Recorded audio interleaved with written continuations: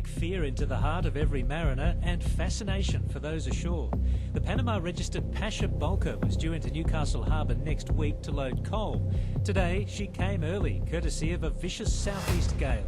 The trouble began for the ship in the early hours of this morning. As the strength of the wind intensified off the coast, most of the coal ships waiting off Newcastle upped anchor and steamed further out to sea. But the Pasha bulker couldn't get away.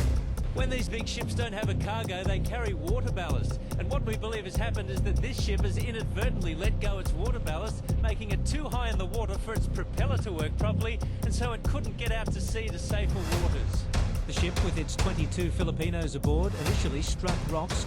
The Pasha bulker had been trying to head out into mountainous seas, but ran aground on a popular swimming beach. Whether it was dragged or whether it broke.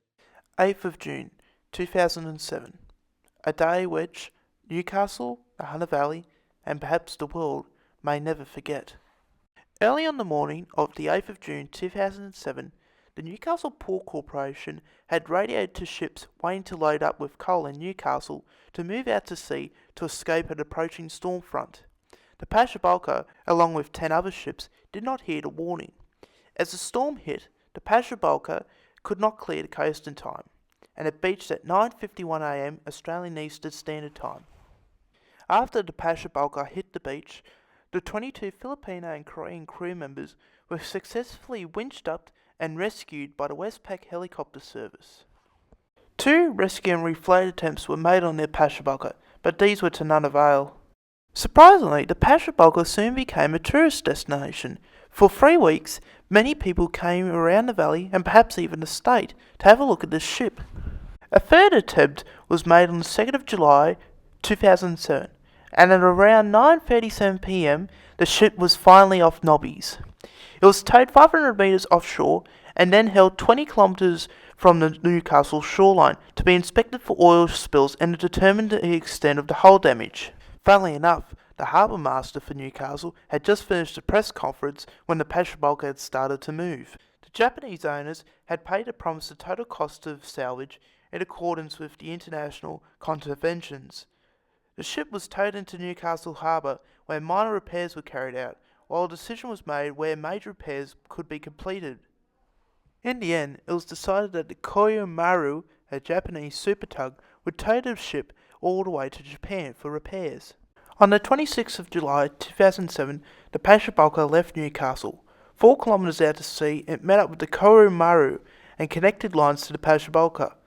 Metal beams were temporarily reinforced in the buckled hull, as these were part of the temporary repair solutions affixed at Newcastle.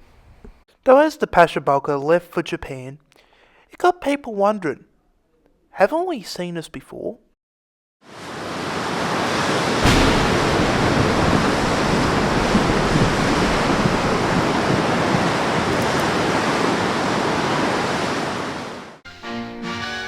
The year is 1940. I'll Never Smile Again is topping the charts. World War II is well underway. Newcastle still has its trams. And speaking of which, Newcastle is still providing the steel and coal the world needs to fight against the Axis powers. Meanwhile, just north of Newcastle in Port Stephens, the steam tramper Main Bar was coming down the coast from Jerseyville, not far from Kempsey, with a load of livestock.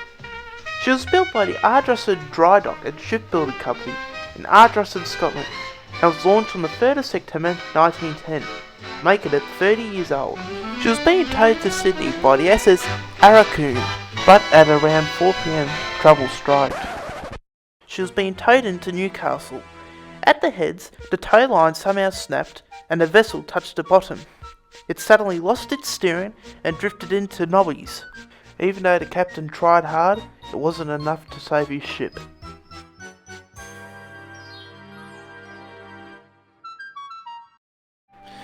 So the main bar hit Nobbies. Many attempts were tried to get the main bar off Nobbies, but sadly none of these succeed. A big sandbank built up around it. The ship was auctioned off on June the 4th, 1940. It was quickly resold to some local businessmen for £700. Working on stripping out the saleable parts was slow. However, and by late 1941, the New South Wales government and Newcastle Council were arguing which one should get rid of the ship. So they came down to this decision. It was going to be blasted to pieces. But now the council had one teeny little problem.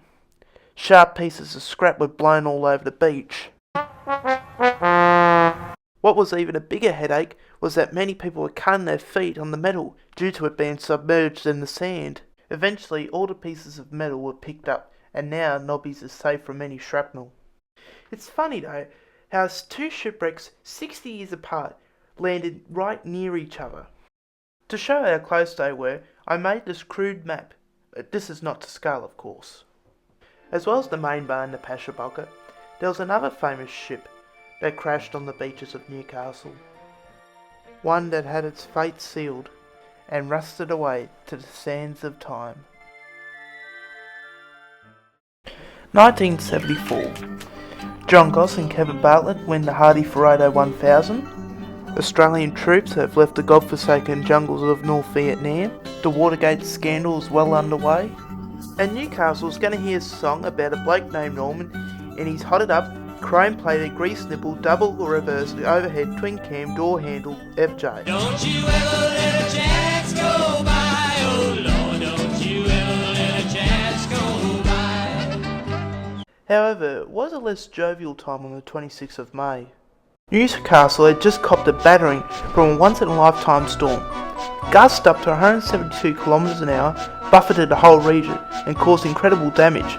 Telephone power lines were down, roofs were blown off, and many other debris were around. Some houses had copped it that much and were so badly damaged that it had to be demolished the following days. At Catherine Hill Bay, half of the 200-metre jetty was destroyed, the Stockton Ferry Wharf was partly demolished, and over 200 cars were wrecked or damaged.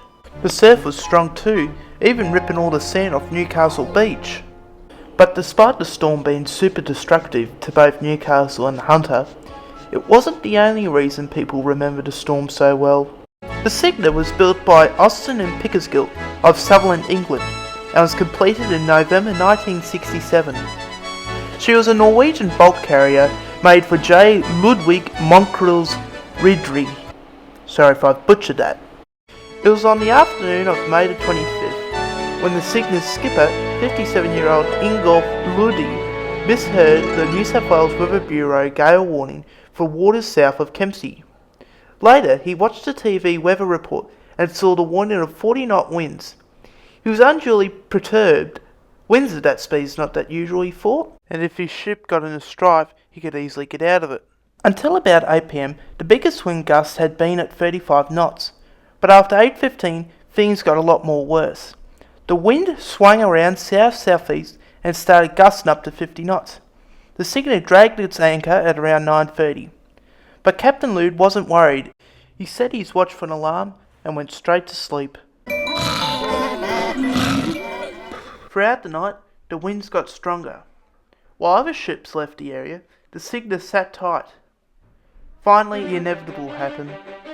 At 1 a.m, the anchor's chain snapped. Captain Lude, now awake now, gave orders to weigh the anchors, but the weather conditions were so bad it even made the simplest jobs become a major problem. By now the winds were gusting it up to 80 miles per hour.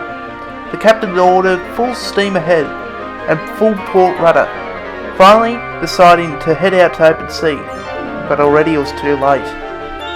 The Cygna was being pushed sideways and bobbing up and down in the storm. The ship bounced on the bottom of the Stockton Bright at least twice before pushing ashore. Unable to turn the ship failing head to the wind, Captain Lude gave the orders for full starboard turn. A few minutes later, at 2:15 a.m, the Cygna ran aground on Stockton Beach.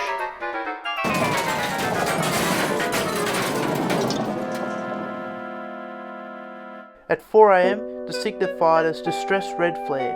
It was seen at Nobbies to help locate the stricken ship. As soon as daylight appeared, Newcastle Water Police took a four-wheel drive along Stockton Beach to where the ship was stranded. They reported it was hard aground, but the crew appeared to be in no danger. However, as planning for the rescue attempts were underway, the situation quickly escalated. At 7:30, the police reported that the ship had now appeared to be broken its back and might have started leaking oil. It was pouring from the ship and had a crack appear on the side. Within the news of the fractured hull, the Sydney-based seagoing tug, more than 5 hours away, was taken off standing by. The RAF base at Williamtown was also put on alert with this escalation. The RAF base also agreed to supply a helicopter to evacuate the crew if required.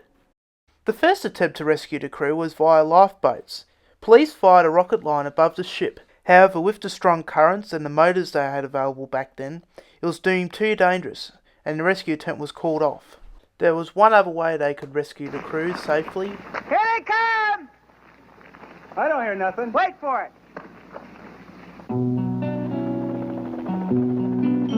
The chopper pilot had to deal with high winds and waves getting up to 150 foot. They were smashing the side of the ship, even spraying the chopper at some point. The chopper lifted them from the ship and then took them back down to the sands of Stockton Beach. The chopper pilot worked from 12 to 3 p.m, but after a few hair-raising hours, all 28 men and 2 females were off the MV Cigna with no casualties or injuries. Like the main bar, refloating attempts were made with the Cigna. And, unlike the main bar, there was a bit of a happy ending. For the front part at least, anyway. The stern was able to be refloated and was left in Salamander Bay for a while, before being towed away in January 1976 and broken up in Kaohsiung, Taiwan. Again, I apologise if I've butchered that. But now you're wondering, what happened to the backside of the Cigna? Well, it's simple. It was just left there. The salt air, water and wind just ultimately killed it and made it a rusty hull. Though it sort of became a landmark for Stockton, and even one bloke was even living in it at one point. It became sort of a landmark for those using their four-wheel drives on Stockton Beach, and many people used to stop there to have a look at the site. Many scuba divers also went to the wreck due to the shell and hull, what made a great environment for fishing and marine life to live in. But like everything in the world, every good thing has to come to an end. Over the years, the sea air, storms and strong wind eventually withered it down, till in 2016, the top part of the Cigna was lost to the sea.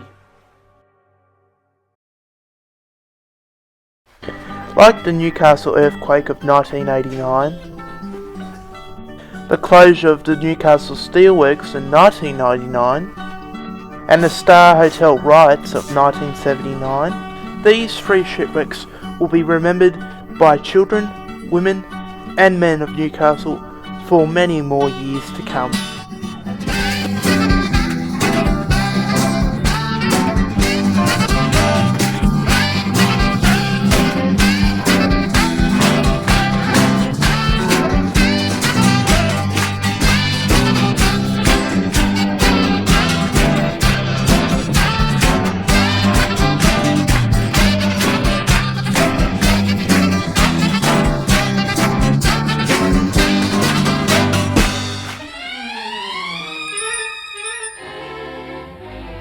Eat your heart out, Burt Reynolds.